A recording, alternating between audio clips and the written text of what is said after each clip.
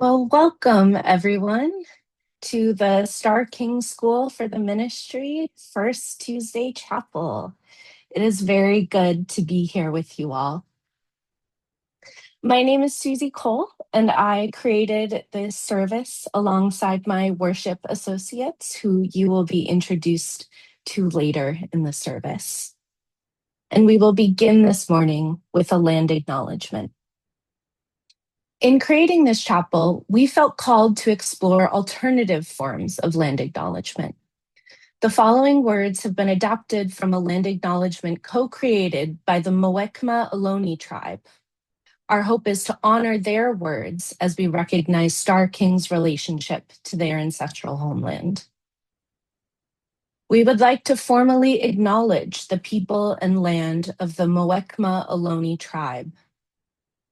A land acknowledgement is a formal statement that recognizes the history and legacy of colonialism that impacted Indigenous peoples, their traditional territories, and practices. Acknowledgement is a simple, powerful way of showing respect and a step toward correcting the stories and practices that erase Indigenous peoples' history and culture, and toward inviting and honoring the truth. The ability to gather, learn, and establish our presence as an institution of higher education came at great expense to the original inhabitants of this land, the Muwekma Ohlone tribe. We would like to acknowledge that Star King School for the Ministry sits on the traditional lands of the Muwekma Ohlone people, and to pay our respects to elders past and present. Let us therefore acknowledge, with respect and reverence, the Muwekma Ohlone people who have stewarded this land throughout the generations, while not forgetting the colonization of this land. Amen. Again, welcome to our First Tuesday Chapel service. As we gather today to worship and share with one another, we would also like to honor the context of the world that we are living in. We commemorate the ongoing celebrations of Ramadan and Lent, and hold those members of our community who celebrate in the embrace of joy and transformation. We also grieve for the people of Iran, Cuba, Sudan, and all others who are suffering in the face of violence and oppression. May we too hold our global community in the loving embrace of our care. I would like to now invite Jessica to join me for the chalice lighting. Okay, please join me in the words for the lighting of our Star King chalice. The words should be in the chat. With the kindling of this flame, we reaffirm our commitment to accept life's gifts with grace and gratitude, and to use them to bless the world with the spirit of love. And if you have your own chalice, you can light it at this time.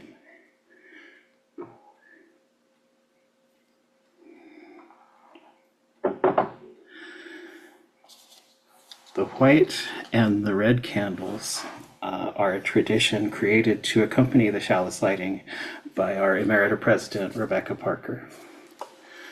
The white candle symbolizes violence, suffering, and death.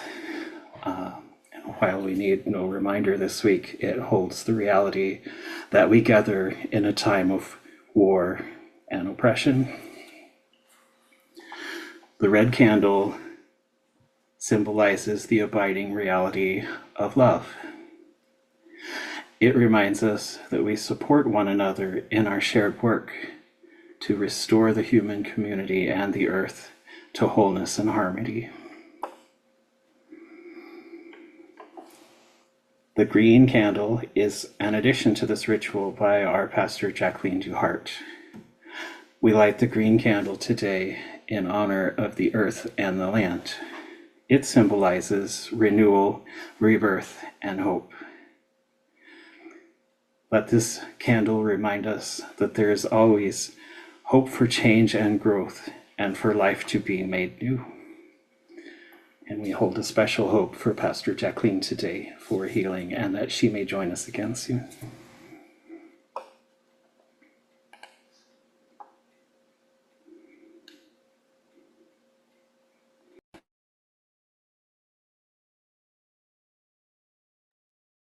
We will now have some in-gathering music.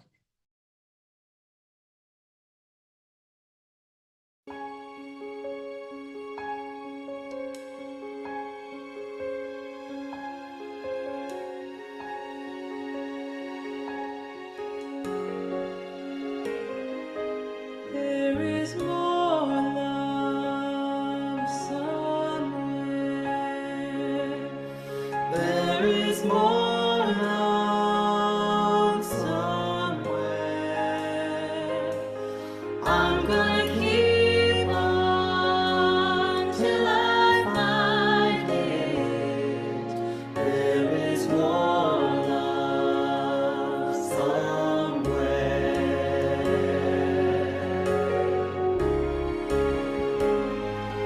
There is more hope somewhere.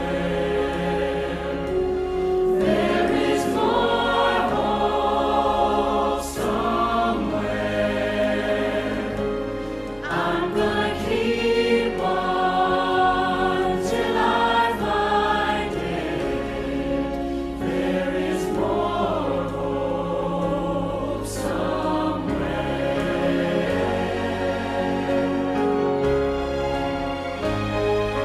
There is more joy somewhere.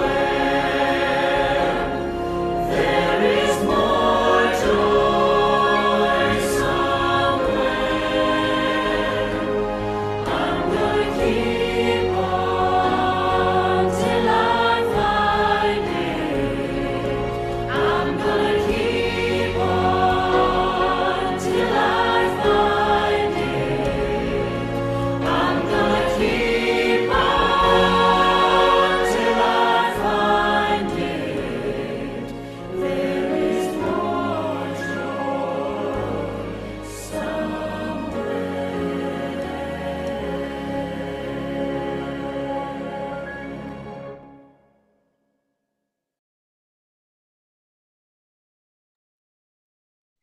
There is more love somewhere.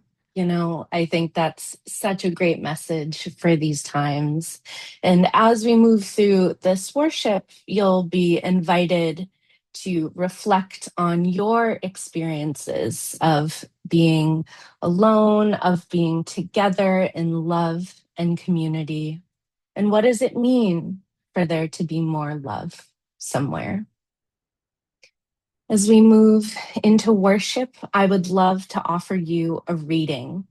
This reading is entitled, "To This House We Come Bringing Our Boldest Dreams" by Lawrence E. McGinty. To this house we come bringing our boldest dreams, seeking here the inspiration and strength to make them be. To this house we come hoping to bury broken dreams, to be sustained through their pain and to discover new ones amidst their tears. We come here lonely, isolated from meaningful human contact, searching for warmth and closeness and care, needing to grow beyond plateaus of the commonplace. We seek here challenges and commitments productive of greater wholeness and deeper meanings. We come intense and constructed, hoping for encouragement to shed our pretenses and to be ourselves. Filled with despair and self-doubt, we seek affirmations, prodding us to say yes to ourselves and to life. Somehow, always putting happiness ahead of ourselves, we enter this place trusting that what happens here will enable us to make and to accept a little bit of it now, today. It's a strange place, this house. Here we cry, sing, laugh, hurt, dance, touch, survive, celebrate, grow, search, doubt, hope, rejoice, pray, trust, care, learn, think, wonder, be, become. Yes, this morning to this house we come. Amen and blessed be. Now, as we prepare our hearts and minds for a time of worship, I will offer some additional words written by the Reverend Karen G. Johnston, after which we will hold a moment of silence. During this moment of silence, you are invited to place hopes, dreams, celebrations, and any requests for pastoral care in the chat.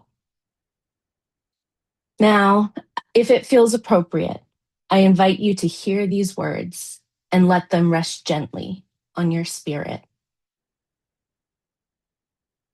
May the invitation of prayer and meditation embrace this holy house and each precious person, moving each and all to connect with a sense of affirmation, sound, movement, or silence, in whatever way your body knows to be true. Spirit of life and love, our hearts are overflowing with lamentation and longing. Longing for a world with more hope and less despair. Longing for more happy hearts and fewer hungry mouths. Longing for a life of more connection and less isolation. Longing for a brave love, a growing seed within us, spreading far and wide.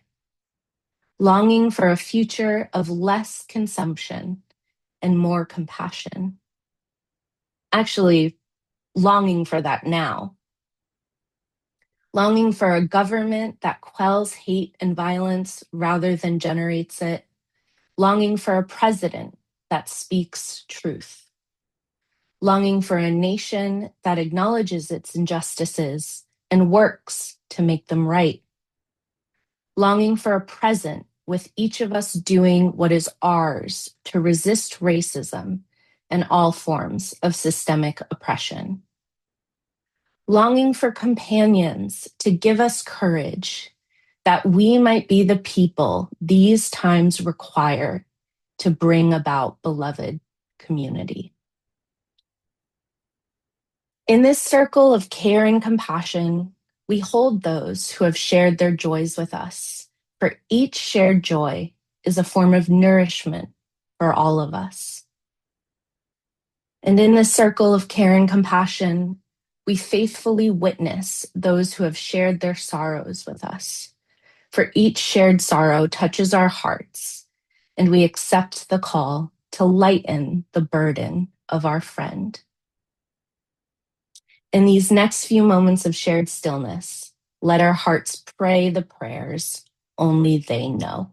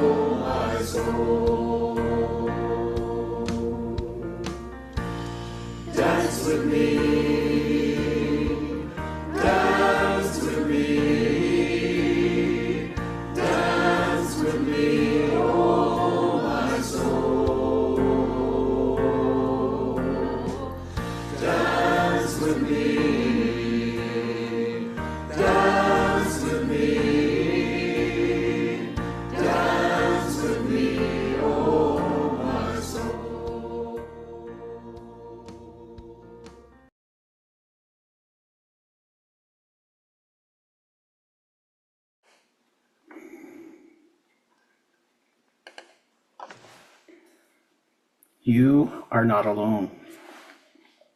It's an almost reflexive response. Anytime we hear someone express feelings of loneliness or isolation, it's so ingrained in us as a sort of call and response that when I searched the UUA Worship Web for readings on the theme of aloneness, it's basically all that came up. You are not alone. You are never alone. You have never been alone. Do not be alone right now. The problem is it's aspirational, which is to say it just isn't true. I feel like all of us know it isn't true. I feel like all of us have had the experience of feeling the abject aloneness, of having a need, of taking the risk to express that need, and then having that need remain unmet. Of receiving an apology if we're lucky, or more often, just never receiving a response at all. The Christian scriptures tell us that even Jesus felt the pain of an unmet need, causing him to proclaim, "My God, why have you forsaken me?" In that search of the worship web, there was one exception from Linda Barnes. For those who are alone, I offer you this blessing. May you grow a deeper understanding of your own worth. Dear one, leaven the aloneness with gentle care, for this too shall pass. This too shall pass. People from marginalized communities can tell you this isn't true either. How many more generations have to go by for Black people, for queer and trans people, for disabled people, before this too shall pass? You are sometimes alone. In their book, Many Voices, One Song, Shared Power with Sociocracy, Ted Rao and Jerry Coke Gonzalez state that all needs can be taken seriously, but not all needs can be met. They explain that there might be competing access needs, or the need of the individual just might not be compatible with the need of the organization. They say that within sociocracy, we celebrate needs met and we mourn needs unmet. We mourn needs unmet. Maybe this is a step toward a salve for the pain of unmet needs. Not all needs can be met, and grieving that gap between what we need and what can be received is sometimes all we can do. Lament can be a powerful thing. Okay, so not all needs can be met. Maybe we can hold that. And we also know that in this world we live in, there are often needs that could be met, but just aren't. Support that could be given, but is withheld instead. Food that could be distributed, but is incinerated instead. How do we hold that? In my personal life, I've recently been introduced to the concept of co-regulation, or an exchange of calm that occurs between two people. I didn't get it, to be honest. Until a few weeks ago, I got an early morning phone call from a partner. He was having a really hard time. He had had severe dental pain for a few days, and because he's on Medicaid, no provider would see him on an emergency basis. So I put on my headset and I stayed on the phone with him for an hour. He cried and he vented. And by the end of the call, he laughed a little. In my mind, I hadn't fixed anything. He was still in pain, and the people who could have met his needs still weren't. He was still alone. But what I did do was bear witness to his unmet need. And what we did was to be alone with that unmet need together. And it mattered. You are sometimes alone with a need that could be met, but isn't. And sometimes all we can give to each other is not to be able to fix anything, but to sit with that aloneness and that unmet need together. It won't be enough, and it will matter. I'll leave us with a confession from the book Black Liturgies by Cole Arthur Riley.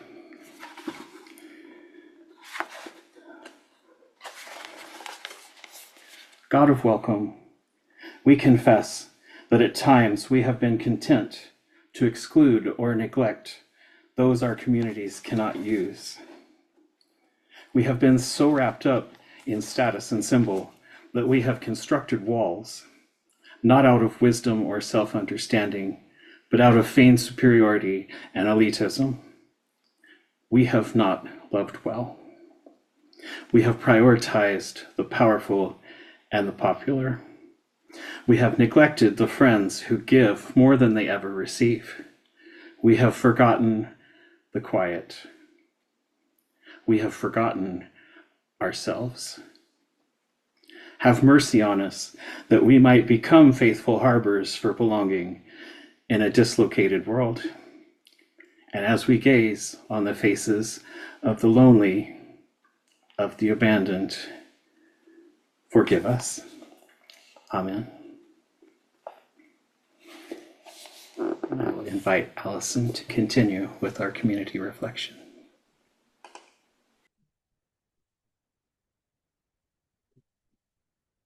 We want and need so many things.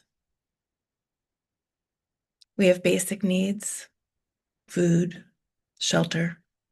We have needs to be seen, to be heard. I'm going to invite you to write some needs in the chat. Needs or wants you're aware of. Needs that may be unmet, yours or other people's, big or small. Frustrations, longings. Because we can hold all of it. Like, I want us all to be safe. I want the world to be just. I need to provide for my kids. I wish I could be completely understood. I need a hug. We need stability in the wider world. As our needs are named, no one is going to respond or try to fix or assure us that everything will be okay, or that it will pass, or that any of us knows exactly how the others feel. We're just listening, breathing, holding. Need for an end to war, more hugs, a supportive medical system, to be seen just as I am, acceptance of difference, need to be part of a loving community, need for all to have dignity. Sometimes all we can do is sit with the world's unmet needs. They are worth sharing. They are worthy of our attention. They're worthy of this worship. We can hold them together. It's the only way we can hold them together. We'll be disappointed, even devastated, again and again, by the world and by each other, maybe especially by each other. Forgive us. We'll feel abandoned by others or helpless to meet the needs of our neighbors or our beloved. Forgive us. Keep turning to one another to name what is unmet in us and between us. Keep turning together towards the gap between what we want and how things are. Keep trying to forgive, to trust. Keep showing up, not just for one another, but to one another. To be human is to be longing. Let us be longing together. May it be so.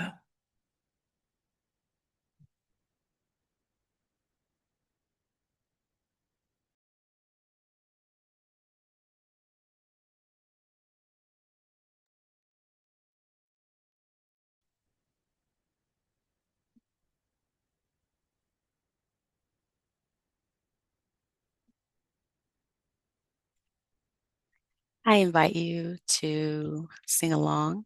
The words will be in the chat. It's called Swimming to the Other Side. We are living in the great big dipper. We are washed by the very same rain. We are swimming in the stream together, some in power and some in pain. We can worship this ground we walk on, cherishing the beings that we live beside. Loving spirits will live forever. We're all swimming to the other side. I am alone and I am searching, hungering for answers in my time. I am balanced at the brink of wisdom. I'm impatient to receive a sign. I move forward with my senses open. Imperfection, it be my crime. In humility, I will listen. We're all swimming to the other side. We are living neath the great big dipper. We are washed by the very same rain.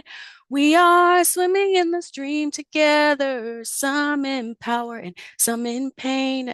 We can worship this ground we walk on, cherishing the beings that we live beside. Loving spirits will live forever. We're all swimming to the other side. On this journey through thoughts and feelings, binding intuition, my head, my heart. I am gathering the tools together. I'm preparing to do my part. All of those who have come before me, band together and be my guide. Loving lessons that I will follow. We're all swimming to the other side. We are living neath the great big dipper. We are washed by the very same rain. We are swimming in the stream together, some in power and some in pain. We can worship this ground we walk on, cherishing the beings that we live beside. Loving spirits will live forever. We're all swimming to the other side. Loving spirits will live forever. We're all swimming to the other side.